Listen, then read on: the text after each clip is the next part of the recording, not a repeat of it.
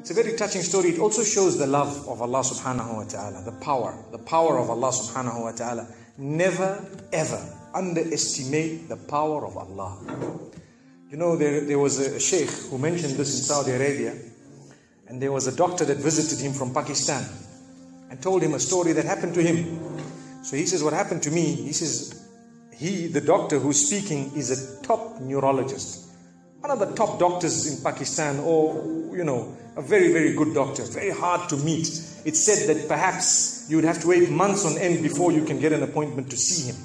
So what happened is, he says, I was flying from one city to another, a very busy man, flying quite often within the country and perhaps even outside. And he says, suddenly, the clouds built up.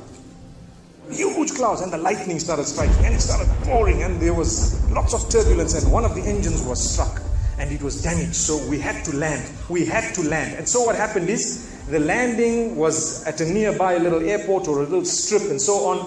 And when they landed there, it was a remote area. How are you going to repair this aircraft? A few people who were on it, it was a small plane, they were, quite surprised because they landed it in such a remote place. No one's there to repair it. They would have to wait, definitely. So the doctor asks the captain or the pilot that, you know what, how long are you going to be? He says, no, we're going to be quite long. Well, I need to get to that area. Look, he says, it's just a 3-hour drive by vehicle. So why don't you just go by road?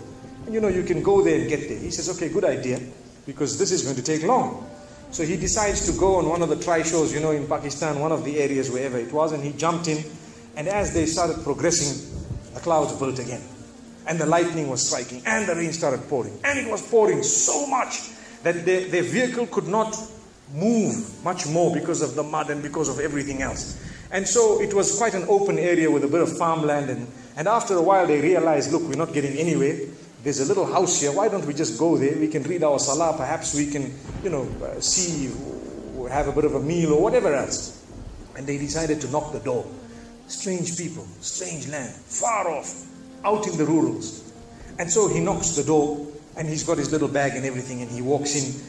An old lady happened to answer the door after a while, and they spoke to her saying, look, this is what has happened, and we're going from so-and-so to so-and-so, and we just want a place, we want to read salah and so on. And she said, no problem, you can come in. She had a little musalla, a little sajjada, and she had a little baby on the side, or not a baby, but a child. And the child, every little while, she's actually checking on the child, and she's sitting on that musalla, making dua and reading her own salah. These people fulfilled their salah, did whatever they had to.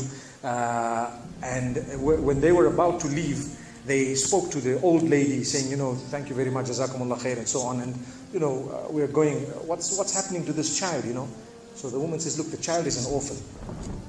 And the child is unwell, not well at all, very sick. And we've been to all the doctors around. And subhanallah, I'm the grandmother of this child. The doctors have told us that there is only one specialist around who can help this child. And we tried to make an appointment, but they asked us to come 6 months later. And it's far away. I've been making dua to Allah ever since that day. Ya Allah, make it easy for us. The child is sick. Make it easy for us, Ya Allah. So the man says, what's the name of that specialist? So the granny says, it's Dr. Ishan. Immediately this doctor burst into tears. He burst into tears. Straight away, he burst into tears. Why are you crying? Your dua has just been accepted. For your dua, the thunder came, the lightning came, the engine struck, we came down, we came on the road, the rain came again and stopped us and so on. And do you know what? The rain only stopped after the question was asked. Now it happened. And now the woman starts crying. Subhanallah. And the doctor himself is telling the story, saying, that was me. It happened to me, he says. And he says, I learned that Allah's armies are beyond limits. Allah uses whatever He wants to get what He wants done.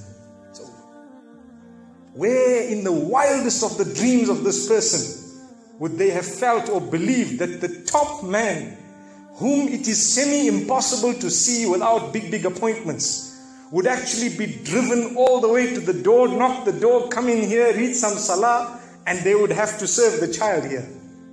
Amazing. Wallahi, it brings tears to the eyes. But the reason I share it with you, every one of us has needs for Allah subhanahu wa ta'ala.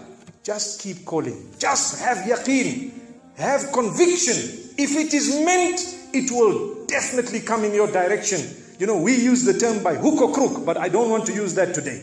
I want to tell you, by the mercy and power of Allah subhanahu wa ta'ala, it will happen. It will come to pass. May Allah subhanahu wa ta'ala bless us. May He open our doors. May He grant us all shifa. And may He make us firm believers that for Him, nothing is impossible. Wa sallallahu wa sallama wa baraka ala nabina Muhammad.